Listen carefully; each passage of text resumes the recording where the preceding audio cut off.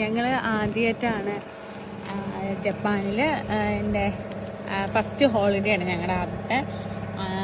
അവിടെ അതുകൊണ്ട് തന്നെ ഞങ്ങൾ ഇത്രയും നേരം മടിച്ച് ഒക്കെ ഇരിക്കുകയായിരുന്നു. ഇപ്പം ഒരു 4 മണി സമയത്ത് പോവാണ്. മഴ നല്ല ശക്തമായിട്ട് പെയ്യാൻ പോകുന്നുണ്ട്.